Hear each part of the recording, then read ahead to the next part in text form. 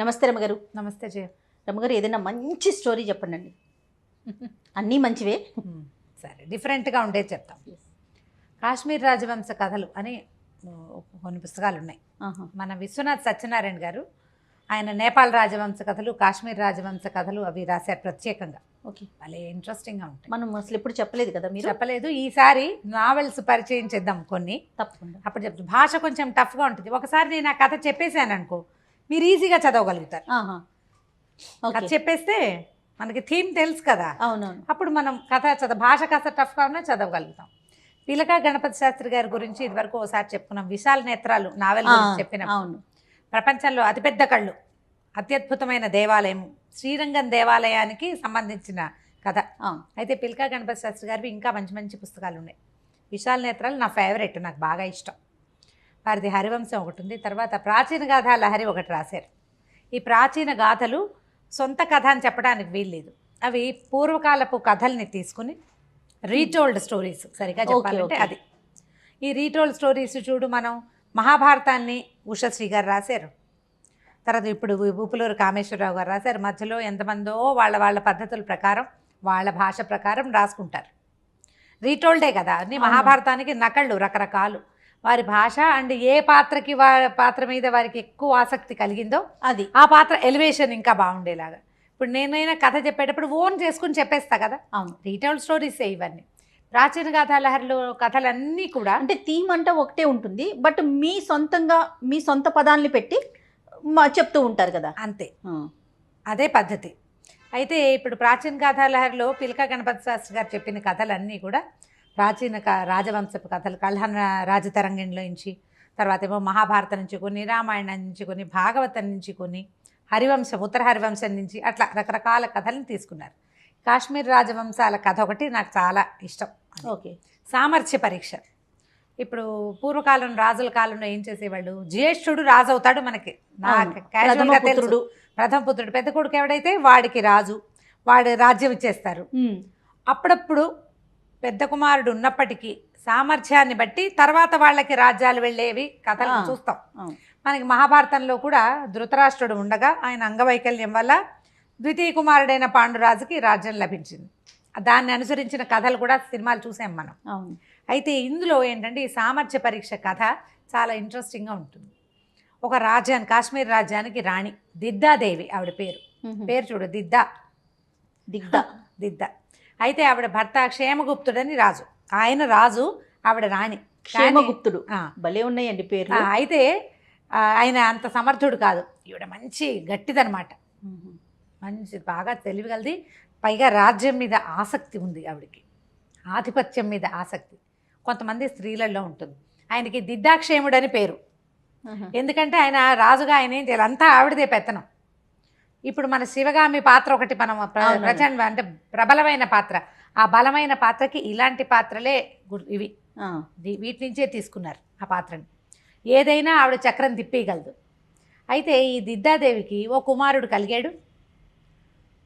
భర్త తర్వాత, ఆ క్షేమగుప్తుడి తర్వాత కుమారుడు రాజయ్యాడు. కానీ అతను అనారోగ్యంతో మరణించాడు. అయితే ఆయనకి 2 కుమారులు ఉన్నారు, మనవలు దిద్దాదేవికి. కానీ మనవలు చిన్నపిల్లల్ని కూర్చోబెట్టి వాళ్ళని రాజ్యం చేయించడానికి ట్రై చేసింది ఆవిడ. ఏదో కారణంతో 2 పిల్లలు గతించారు. అయ్యో, 2 పిల్లల్ని ఆవిడే చంపించేసింది అన్న ప్రథ కూడా ఊళ్ళో ఉందిట. మరి ఇప్పుడు రాజ్యం ఈవిడ తర్వాత ఎవరికి వెళ్ళాలి? అందుకని ఆవిడకి మేనల్లుళ్ళు ఉన్నారు. ఆవిడకి అన్నదమ్ముడు ఉదయరాజు, ఆయన ఒక చిన్న సామంతరాజు. ఆయనకి 3 కుమారులు ఉంటే ఈ మనవలు మరణించిన వాళ్ళు అటు ఇటుగా ఆ పిల్లల్ని ఆవిడ తన దగ్గర తెచ్చుకుంది. 3 చక్కగా పెంచారు. రాజకుమారులు చాలా గట్టిగా ఉన్నారు. వీళ్ళ 3లో ఎవడో ఒకటికి రాజ్యం వస్తుందని నమ్ముతోంది ప్రజ అంతా కూడా. రావాల్సిందే. 3 అబ్బాయిలో పెద్ద అబ్బాయికి న్యాచురల్లీ వచ్చేస్తుంది. కథ నడక ఇలా ఉండదు. నేను మీకు అర్థం అవడం కోసం ఇట్లా చెప్తున్నాను. స్టోరీ నేరేషన్ మారుస్తున్నాను, కథ అదే, నేరేషన్ మార్చాను నేను. అయితే ఈ 3 అబ్బాయిల్ని ఒకరోజు కబురు చేశారు. 3 అబ్బాయిలు, పెద్దవాడికి 25 ఏళ్ళు, పెద్ద అబ్బాయికి. అతని పేరు విజయసింహుడు. తర్వాత వాడికి ఒక 23 ఏళ్ళు ఉంటే పరాక్రమ వర్మ. ఆఖరి వాడి పేరు సంగ్రామరాజు, అతనికి ఒక 20 ఏళ్ళు. ఈ వయసు వస్తే మగపిల్లలకి రాజుల ఇళ్లలో శుభ్రంగా కత్తిడాలు పట్టుకోవడము, మల్ల యుద్ధాలు, వాళ్ళకి తెలివికి సంబంధించిన రకరకాల చదువులు పూర్తయిపోతాయి. ఒకనాడు వీళ్ళ 3కి కబురు చేశారు. రమ్మన్నారు. రమ్మంటే సరే వీళ్ళకి ఒక సైన్యాధిపతి ఉన్నాడు, చాలా గట్టివాడు. సైన్యాధిపతి కూడా ఉన్నాడు రాణిగారి దగ్గర. అయితే పిలిపించేసరికి వీళ్ళు ముగ్గురిని ఎందుకు రమ్మన్నారు అని, ఒకవేళ రాజ్యం మనకి ఇస్తారేమో అలాంటి ఊహలు వచ్చినాయి. ముగ్గురిని పిలిస్తే ఆవిడ కొంచెం అనారోగ్యంగా ఉంది. ఇటీవల దిద్దాదేవికి ఆరోగ్యం బాగుంటా, ఏదో పేరు తెలియని ఒక వ్యాధి, ఆవిడ రుగ్మత వచ్చింది శరీరానికి. ఆవిడ ఇదివరకు అట్లాగా అన్ని వ్యవహారాల్లోకి యాక్టివ్గా ఉండలేకపోతుంది. సో ఎవరో ఒక పిల్లవాడికి అప్పచెప్తారు. సహజంగా పెద్దవాడికి ఆశ ఉంటుంది, రెండో వాడికి కాస్త కించిత్తు ఉంటుంది, ఆఖరి వాడికి ఆసక్తి లేదు. చిన్నపిల్లాడు కూడా, చిన్నవాడికి ఎలా వస్తుంది, మనకి రాదు అన్న నమ్మకంతో ఉన్నాడు. వీళ్ళ ముగ్గురిని పిలిస్తే వీళ్ళు వెళ్ళేసరికల్లా ఆవిడ ఒక పెద్ద హంసతులిగా తలపం మీద కాస్త కాలు చాపుకుని ప్రశాంతంగా కూర్చునుంది. పక్కనే సైన్యాధిపతి కూడా ఉన్నాడు. అక్కడి నుంచి అక్కడ ఒక పెద్ద బంగారుపు గిన్నె, పెద్దది, మన గంగాళం లాంటిది, దాని నిండా యాపిల్స్ ఉన్నాయి. మనం యాపిల్ అని చెప్పుకుంటున్నాం, కాశ్మీర ఫలం అని చెప్పచ్చు కదా అన్నారు అప్పుడెప్పుడో పండగ రోజున చాలామంది చెప్పారు మనకి. పాలేవతాలు అంటారట వాటిని, సంస్కృత నామం అది, పాలేవత ఫలం. దాని నిండా ఎర్రటి యాపిల్స్ ఉన్నాయి, ఎందుకంటే అది కాశ్మీర్ కథ. ఓ పక్కన 3 అంతంత గిన్నెలు ఉన్నాయి, అంతవి. ఈ పెద్ద గంగాళం నిండా ఒక 100 పళ్ళ పైనే ఉన్నాయి, చాలా పళ్ళు కనిపిస్తున్నాయి. సరే ఆవిడ కూర్చునుంది, వీళ్ళు వెళ్ళేసరికల్లా ఈ సైన్యాధిపతి ఏం చెప్పాడంటే, మహారాజ్ఞికి ఆరోగ్యం సరిగా లేదు, అందుకని మీ ముగ్గురులో ఒకరికి రాజ్యం ఇవ్వాలని భావిస్తున్నారు. అయితే జ్యేష్ఠుడికే ఇవ్వాలని భావించి జ్యేష్ఠుడికి ఇచ్చి, ఒకవేళ మిగిలిన ఇద్దరిలో కూడా ఎవడైనా సమర్థుడు ఉంటే వాళ్ళని దీని నుంచి డిప్రైవ్ చేయడం ఆవిడ ఉద్దేశం కాదు.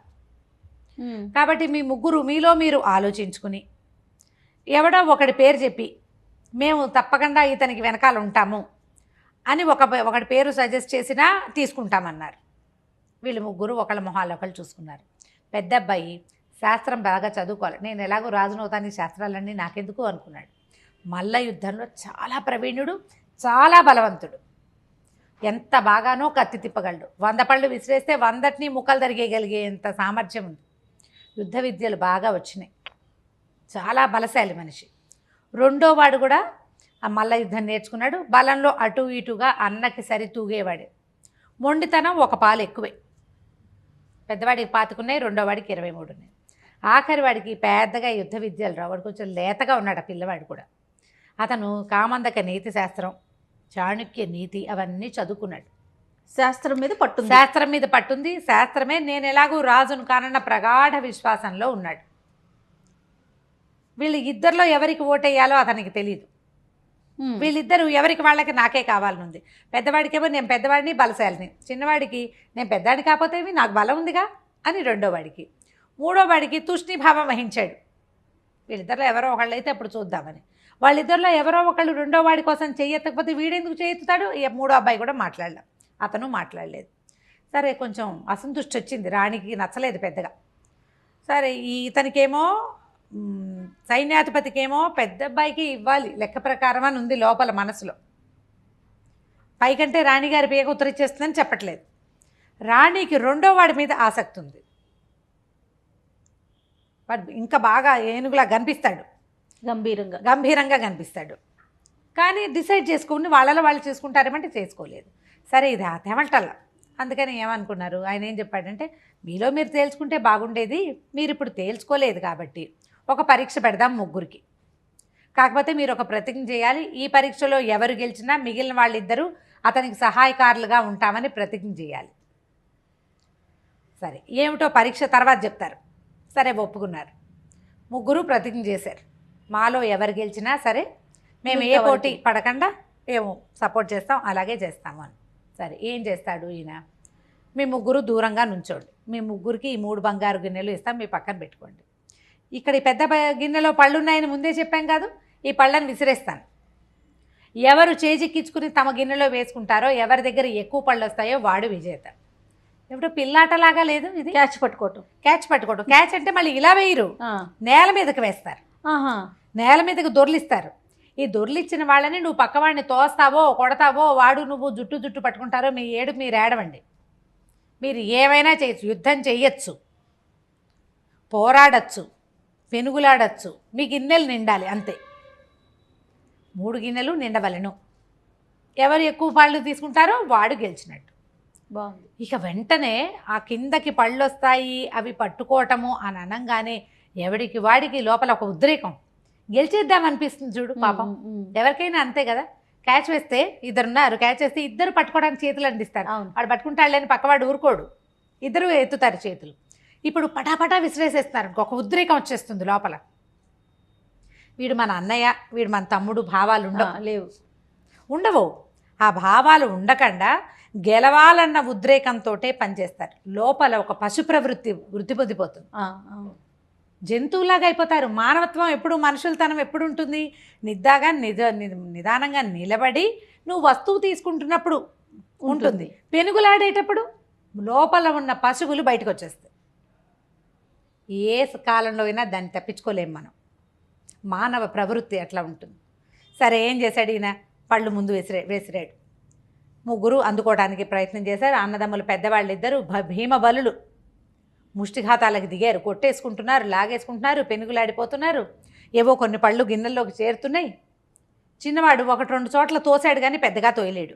వాడు వలసాయలు కాదు, అబ్బాయి లేతగా ఉన్నాడు, పైగా చిన్నపిల్లాడు. 20 ఏళ్ల వాడే కదా. 25 ఏళ్ల వాడంటే కొంచెం సహజంగానే వయసు రీత్యా బలంగా ఉంటాడు. పైగా అతను మల్ల యుద్ధ విశారదుడు, పెద్దవాడు. సరే, బోల్డ్ అంత యుద్ధం అయింది. వీళ్ళు బాగా కొట్టుకుంటుంటే ఉన్నప్పుడే ఆయన పళ్ళు విసిరేస్తున్నాడు. కొట్లాట మానేయాలి, కొట్టుకుంటూ ఉంటే పళ్ళు పోతాయి కదా. మొత్తానికి అయ్యింది ఎంతసేపో ఈ పెనుగులాట జరిగింది. తర్వాత ఒక 3 గంటలకు 2:30 గంటలకి వ్యవహారం ముగిసిపోయింది. 4 6 పళ్ళు. వీళ్ళు ఎక్కువ కొట్టుకుంటుంటే ఆయన అప్పుడే పళ్ళేస్తాడు. పళ్ళు పట్టలేరు. మొత్తానికి అందరి గిన్నెల్లోనికి పళ్ళు చేరినాయి. ఎవరికి వాళ్ళు కళ్ళతోటి పక్కవాడి గిన్నె ఎంత నిండిందో చూడడానికి అసెస్మెంట్కి ట్రై చేస్తున్నారు. గుండ్రంగా ఉన్న వాటిని లెక్కెట్టడం కష్టం. పైనుంచి 4 కనపడతాయి, అడుగు ఉన్నాయో ఏం తెలుస్తుంది?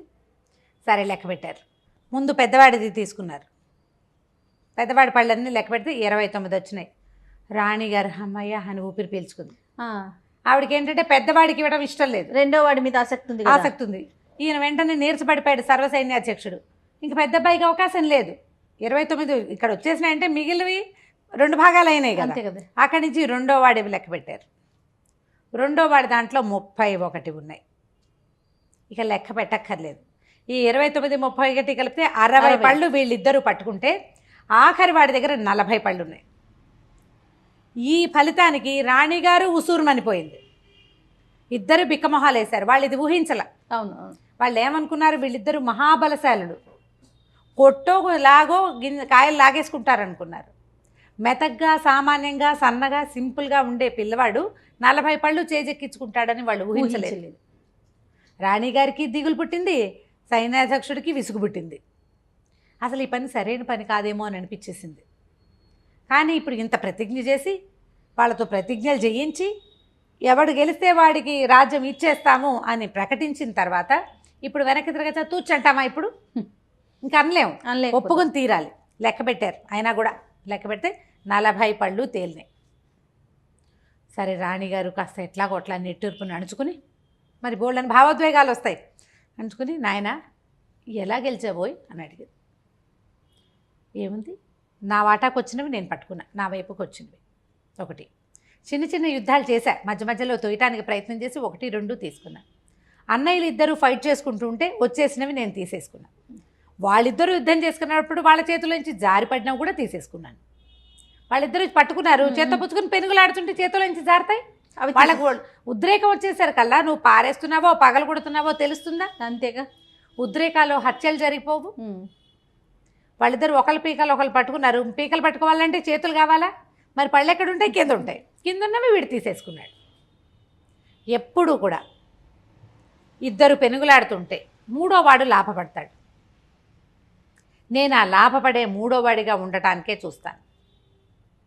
రాజ్యం వీరభోజ్యం కానీ వీరులకే భోజ్యం కాదు. 2 రాజ్యాల వాళ్ళు తలపడుతుంటే అక్కడ నష్టపోయే ప్రజని మన రాజ్యంలోకి తరలించుకోవచ్చు. నేను ఆ పనే చేశానన్నాడు. వీళ్ళు ఏమనుకున్నారంటే ఈ మహాబలశాలుడు కాకపోయినా వీడి కనీసం బుర్ర ఉంది, రాజ్యాన్ని చెడగొట్టకుండా ఉంటాడు. వీళ్ళ అన్నయ్యలు ఇద్దరూ కాస్త ఒకళ్ళ మొహాలు ఒకళ్ళు చూసుకున్నారు. వాళ్ళకే అర్థమైంది తాము ఎంత ఉద్రేకానికి లోనయ్యి అవకాశాలు పోగొట్టుకున్నాము. రాజులకు ఉద్రేకాలు ఉండకూడదు. పవర్లో ఉన్నవాడు నిదానంగా ఉండాలి. ఉద్రేకపడి మాట్లాడినా, ప్రయత్నం చేసినా అంటే పరిస్థితులు చేయి దాటిపోతాయి. వాడికి ఉండకూడదే ఉద్రేకం. అధికారికి ఎంత ప్రశాంతమైన ఆలోచన ఉంటే అంత బాగుంటుంది ప్రజ. దాంతో దెబ్బకి మేమిద్దరం మా తమ్ముడిని సపోర్ట్ చేస్తాము, ఈయన్ని రాజుని చేసినా సరే మాకు అభ్యంతరం లేదు అని చెప్పేశారు. ఆ తర్వాత ఎన్నో సంవత్సరాలు సంగ్రామరాజు యుద్ధం చేశాడు కాశ్మీర్లో.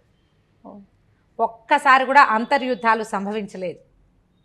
చుట్టుపక్కల రాజ్యాలతోటి వాళ్ళకి ఏ సమస్య రాలేదు. అతను తన బ్రెయిన్నే వాడాడు. రాజుకి బలశాలితనం అక్కర్లేదు, యుద్ధ విద్యలు తెలిసి ఉండాలంతే. అతనికి కావాల్సింది బ్రెయిన్ ప్రధానంగా. వాళ్ళు మిగిలిన జనాన్ని వాడుకుంటాడు, యుద్ధ విద్యలు వచ్చిన వాళ్ళని అపాయింట్ చేసుకుంటాడు కదా. వాళ్ళని కంట్రోల్ చేయడానికి తెలివి తన దగ్గర ఉంది. అది ఆ తెలివితోటే కాశ్మీర్ రాజ్యాన్ని ఎంతో కాలం అతను పాలించాడు. బాబా ఎంత బాగుందో రమ్మగారు. బాగుంది కదా, చాలా బాగుంది. మనం ఈ కాలానికి కూడా ఆపాదించుకోవచ్చు ప్రతి విషయానికి. అది బాగుంది. అయిపోయింది కదా. సూపర్. నమస్తే రమ్మగారు. నమస్తే.